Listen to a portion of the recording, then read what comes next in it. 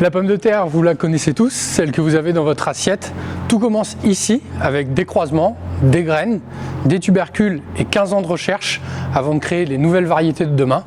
Je suis Clément Mabir, responsable scientifique de la CIPRE, station de création variétale.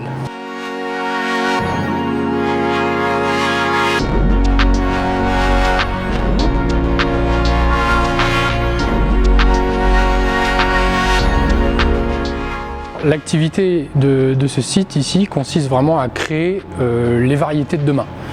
On a des serres, on a des bâtiments, un frigo, on est une petite ferme de pommes de terre, mais notre activité consiste à créer des nouvelles variétés plus performantes avec des qualités agronomiques, gustatives.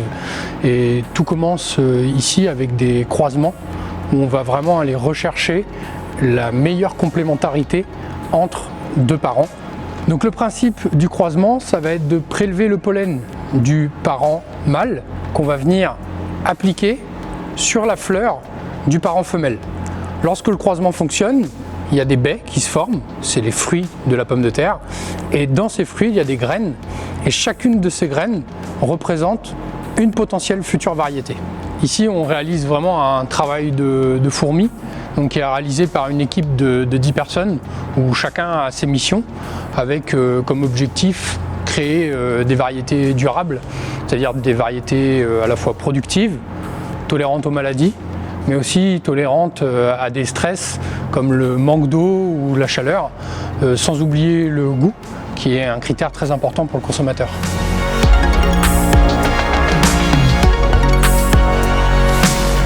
Dans ce champ-là, on retrouve les tubercules qui ont été produits dans la serre à partir de la graine.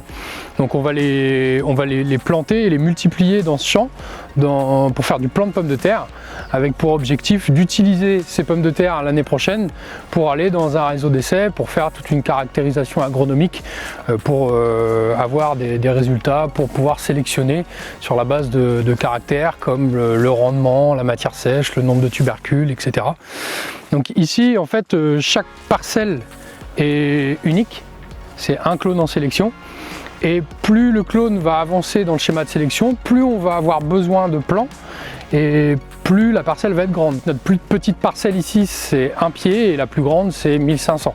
Et en tout, on a à peu près 50 000 clones en multiplication chaque année dans ce champ. Ici, à proximité des plants de pommes de terre, on sème de la jachère fleurie, donc il y a de la facélie, de la bourrage, du tournesol. Donc ça favorise la biodiversité, mais aussi et surtout, ça permet d'attirer les pucerons qui sont vecteurs de virus dans les plants de pommes de terre. Ça attire les pucerons viennent sur les plantes et déchargent le virus qu'ils ont dans leur stylet dans les plantes qui sont ici, et ça permet aux pucerons de ne plus être contaminants pour le plant de pommes de terre.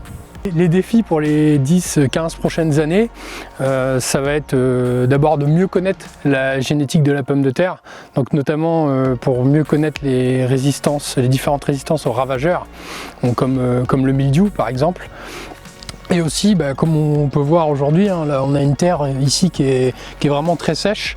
Donc un des grands défis qu'on va devoir mener aussi, ça va être de créer des nouvelles variétés qui sont plus tolérantes au manque d'eau et à la chaleur. L'idée, c'est vraiment de continuer nos efforts de création variétale pour offrir une production de pommes de terre de qualité et en quantité.